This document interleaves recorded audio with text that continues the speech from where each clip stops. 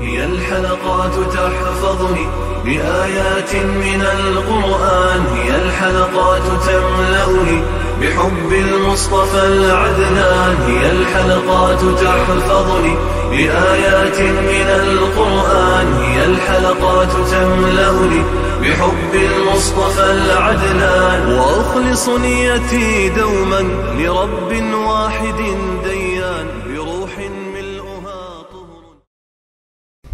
Sure Taha tefsiri 1. ayetinden başlayıp okuyayım inşallah.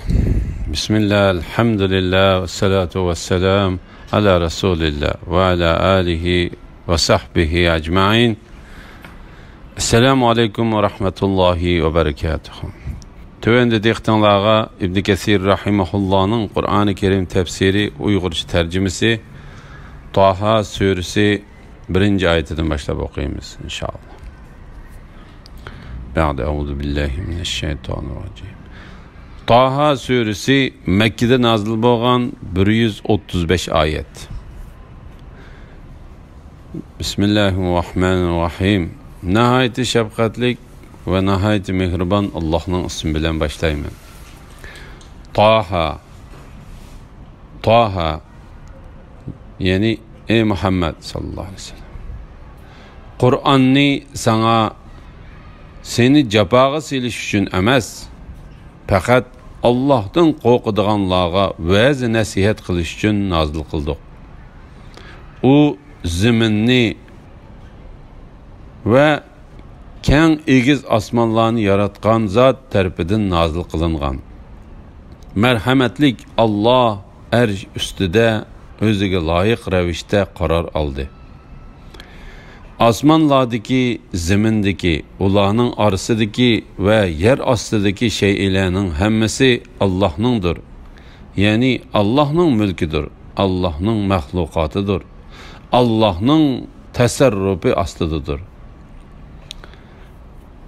Agar sen oshkor so'zlasang yoki yoshirin so'zlasang, Allohning nazarida o'xshashdir. Chunki u sırrını ve onundanmı mahbirek işlerini bilip durdu. Allah'tan başka hiç ma'bud berhak yoktur. Allah'ın güzel isimleri var.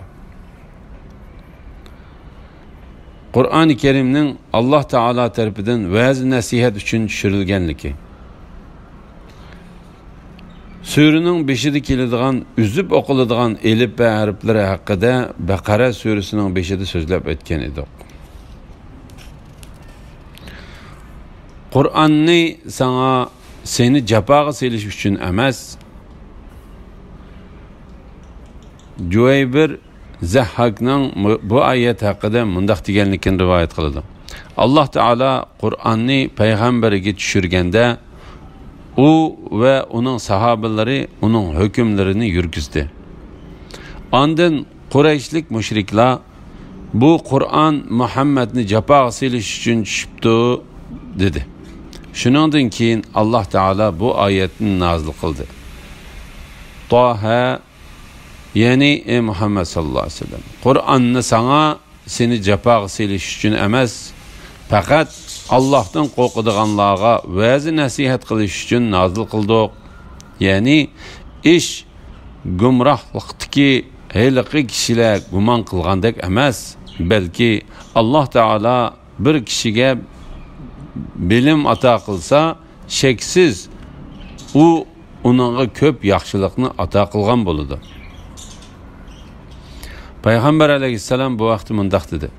Alloh taolo kimga yaxshilikni iroda qilsa, uni dinda olim qiladi. Bu hadisni Imom Buxoriy va Muslim Muaviya radhiyallohu anhudan rivoyat qilgan. Qur'onni sana seni japaga selish uchun emas. Mujahid mundaq dedi. Alloh taolo bu vaqtda mundaq deydi. Shuning uchun uningdan, ya'ni tahajjud namozidan qolay bo'lganini o'qinglar. Sahabeler namazını köp okup charchaganlıktan yıkılıp düşmeslik üçün arğamça bilen iki koltuklardan ötküzüp bağlap öğrü turatdi. Ondan bu ayet mundaq qilishni cheklab nozil bo'ldi. Qur'onni sana seni japoq silish uchun emas. Qatada bu ayet haqida mundaq dedi. Yani undaq emas. Allah Teala onu japolik qilib tushirmadi, balki uni rahmat, nur va jannatga yo'l boshlovchi qilib tushirdi. Faqat Allohdan qo'rqadiganlarga va'z nasihat qilish uchun nozil qildik. Şübhisizki Allah Teala'nın kitabını düşürüşü ve peygamberini evetişi bendilerinin onundan vaz nasihat edişi ve faydalanışı üçündür. Kur'an-ı Kerim bolsa Allah Teala onun da halal haramını bayan kılıp düşürgen vaz nasihattir. O ziminni ve keng egiz osmonlarni yaratgan zot tarafidan nozil qilingan. Yani ey Muhammed sallallahu aleyhi ve sellem, bu senin Rabbin ve hamma narsaning Rabbi tarafidan sana tushirilgan Qur'on-i Kerimdir. Hürmetlik Allah arsh ustida o'ziga loyiq ravishda qaror oldi. Bu oyatning ma'nosi A'raf suresida bayon qilindi. Şunu bu yerda qayta to'xtalmaymiz. Bu oyatning ma'nosi haqida salaf olimlarining degan so'zi va ularning tutgan yo'li eng to'g'ridir. Osmonlardagi, zimindagi, ularning orasidagi va yer ostidagi shaylarning hammasi Allohningdir. Ya'ni Allohning mulkidir. Allohning mulkidir. Allah'ın mahlukatıdır. Allah'ın tasarrufi astıdır. Muhammed İbn Ka'b bu ayetin ma'nosi haqida mundaq dedi. Yani 7. kat ziminning tegidagi narsa-mu Allah Teala'nın bilishidan xoli emas. Eğer sen oshkor so'zlasang yoki yoshirin so'zlasang Allah'ın nazarida o'xshashdir. Çünkü o sırni ve onundan mı mahfirek işlerini bilip durdu. Yani bu Kur'an'ı düşürgen 7 kat ziminni ve keng egiz osmonni yaratgan zat sırlarını ve onundan mı mahfirek işlerini bilip durdu. Allah Teala bu vakti mundaq dedi. Aytqin ki onu osmonlardagi ve zimindagi sırni bilip turadigan Allah nazil qildi. Allah hakikaten nihayeti mağfiret kılgıcıdır. Bendilerge nihayeti mehribandır. Çünkü o sırrını ve onundan mı mahberek işlerini bilip durdu. Ali ibn Ebu Talha bu ayetinin ma'nosi haqida İbn Abbas radıyallahu anhumanın mundaq deganligini rivoyat qiladi. Sır degan insan özünün ko'nglida yoshirgan narsadir. Sır degan insan özünün ko'nglida yoshirgan narsasidir. Mahfi degan boshqalardan yoshirin tutgan, qilmoqchi bo'lganini yoshirgan ishdir. Allah Teala insan öz ko'nglida yoshirgan, boshqalardan yoshirin tutgan ishlarning hammasini bilib turguchidir. Allah Teala o'tib ketgan burunqi ishlarni va kelgusida bo'ladigan ishlarni o'xshashli bilib turdi. Hamma mahlukatlarını bilish Allah Teala'nın bilimi aldıda xuddi bir kişinin ahvalını bilgendekla oddidir. Yani o ulanı bir kişini bilgendek bilidir. Allah Teala bu vaqtda mundaq dedi.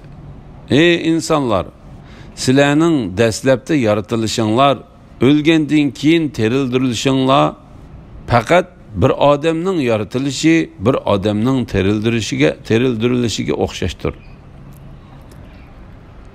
Allohdan boshqa hech ma'bud barhaq yo'qdir. Allohning go'zal ismlari bor. Ya'ni sana Qur'on-i Kerimni tushirib bergan bir Allah Taolodan boshqa go'zal ism sifatlarga ega zot yo'qdir.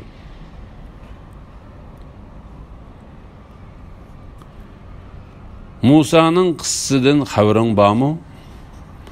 Öz vaqtida Musa bir joyda o'tning yo'riqini ko'rdi.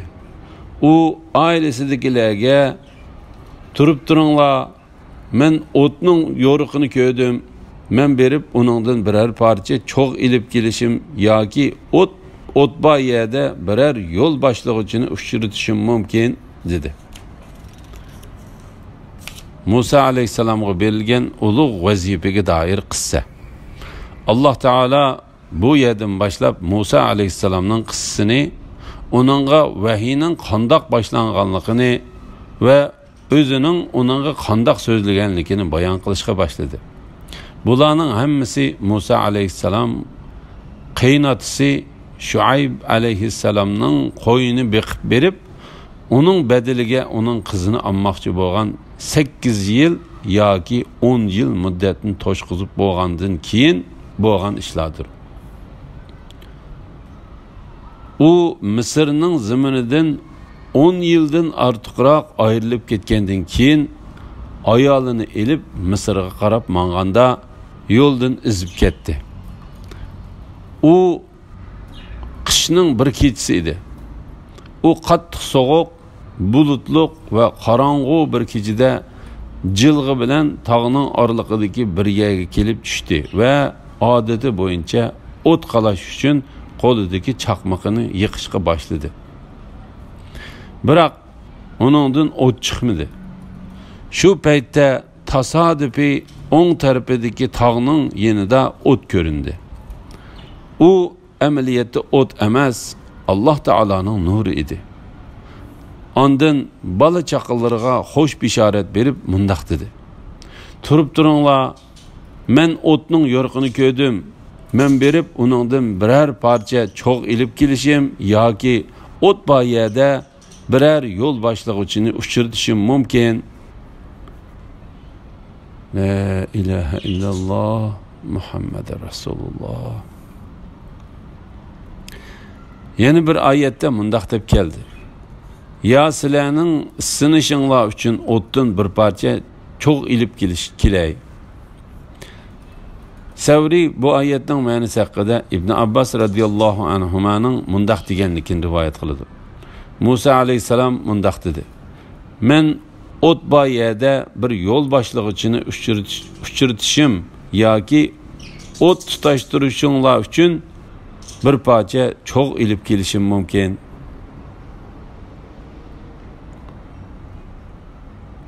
Musa o'tning yeniga kelganda nido qilindiki, ey Musa, men haqiqatan sening Rabbingdirman. Keshingni sog'in. Sen haqiqatan muqaddas vodiy bo'lgan Tuvodasan. Men seni payg'ambarlik tanladim. Sen vahiyga quloq solgin. Men haqiqatan ibodatga loyiq Allohdirman. Mendan boshqa hech ma'bud barhaq yo'q. Yolg'iz menga ibodat qilgin. Meni zikr qilish uchun namoz o'qigin. Qiyomatning bo'lishi muhaqqaqdir. Har odam o'zining amaliga yarasha mukofotlanishi uchun uni, ya'ni uning qachon bo'lishini maxfiy tutdim. Qiyomatga ishonmaydigan va nafsi xohishlariga ergashgan odam seni uningdan, ya'ni qiyomatga tayyorlik qilishdan va uni tasdiq qilishdan to'smasin. Undaqda o'zing halok bo'lasan. Chunki oxiratdan g'ofil bo'lish halokatga ilib bordi. Musa alayhissalomga tunji qitim kelgan vahiy. Musa o'tning yeniga kelganda nido qilindiki, ey Musa. Boshqa bir oyatda mundaq keldi. Musa o'tning yeniga kelganda vodining o'ng tarafining girvikiga to'g'ri keladigan muborak joydagi daraxt tarafdan mundaq nido keldi. Mundaq nido anglandi. Ey Musa, sana so'z qilayotgan men. Haqiqatan olamlarning Robbi Allohdirman. Men haqiqatan sening Rabbingdirman. Ya'ni men haqiqatan sana so'zlagan sening Rabbing bo'laman. Keshingni sog'in. Ali ibn Abu Talib, Abu Dar, Abu Ayyub ve ulardan başka salaf alimleri bu yerde mundaq dedi. Onun ayığı özü ölüp qalğan eşekning terisidan tikilgan idi. Şunlaşqa turvatqan o'rinni hurmatlash yuzidan ayığını selishga buyurildi. Subhanallah. Sen hakikaten muqaddas vadi bo'lgan Tuvada sen. Ali ibn Abu Talha ibn Abbas radiyallahu anhumaning mundaq deganligini rivoyat qiladi. Tuva degan bir jilg'ining ismidir. Alloh taolo bu vaqtda mundaq deydi. O'z vaqtida uni Robbi Tuva nomli muqaddas vodida mundaq deb chaqirdi. Men seni payg'ambarlik tanladim. Sen vahiyga quloq solgin. Alloh taolo bu vaqtda mundaq deydi. Ey Musa, men haqiqatan seni zamoningdagi kishilar orasidan payg'ambarlikka va men bilan bevosita so'zlashishga tanladim. Aytilishlarga qaraganda Alloh taolo Musadan, ey Musa, mening nima uchun seni kishilarning orasidan men bilan so'zlashishga tanlaganligimni bilamsan deb so'radi. U yo'q deb javob berdi. Alloh taolo mundaq dedi. Chunki hech bir kishi menga sendek kamtarlik qilmagan edi. La havla va la quvvata illa billah. Men haqiqatan ibodatga loyiq Allohdirman. Mendan boshqa hech ma'bud barhaq yo'qdir. Ya'ni shirki yo'q, Alloh taolodan boshqa ibodatga loyiq iloh yo'q deb e'tiqod qilish iymon etmoqchi bo'lgan kishilarga qo'yiladigan oldingi shartdir.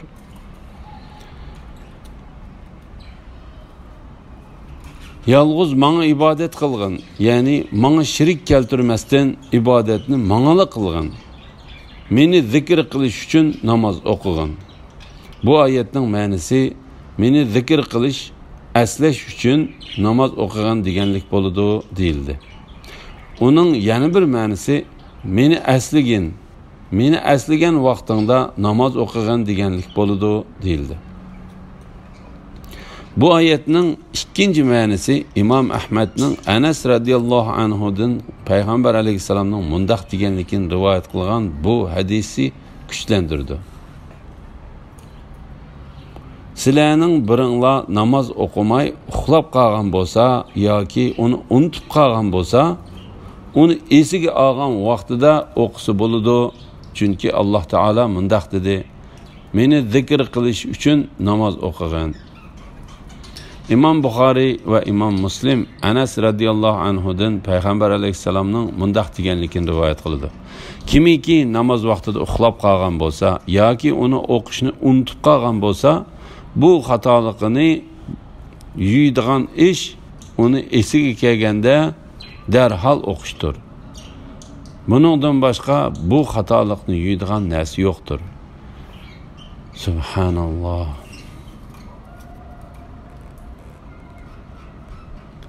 Qiyomatning bo'lishi muhaqqaqdir. Har odam o'zining amaliga yarasha mukofotlanish uchun uni, ya'ni uning qachon bo'lishini maxfiy tutdim. Ali ibn Abu Talha bu oyatning ma'nosi haqida Ibn Abbas radhiyallohu anhumaning mundaq deganligini rivoyat qiladi. Men qiyomatning qachon bo'ladiganligini o'zimdan boshqasiga bildirmayman. Alloh taolo bu vaqtda mundaq dedi: Qiyomat osmonlarning va zaminning ahliga ig'ir vaqadir. U sizlarga tuyuqsiz keladi. Har odam o'zining amaliga yarasha mukofotlanish uchun uni, ya'ni uning qachon bo'lishini maxfiy tutdim. Alloh taolo hamma odamning o'zining amaliga yarasha mukofotlanadiganligi to'g'risida mundaq dedi: Kimiki zarrachilik yaxshi ish qiladigan, uning mukofotini ko'radi. Kimiki zarrachilik yomon ish qiladigan, uning jazosini tortadi. Sizlar faqat qilmishinglarning jazosini tortisizlar. Qiyomatga ishonmaydigan va nafsi xohishlariga ergashgan odam seni uningdan, ya'ni qiyomatga tayyorlik qilishdan ve onu tasdiq qilishdan to'smasin. Undaqda o'zing halok bo'lasan. Chunki oxiratdan g'ofil bo'lish halokatga elib boradi. Alloh taolo bu vaqtda mundaq deydi: u do'zaxga tashlangan chaqda uning meli hech narsaga asqatmaydi.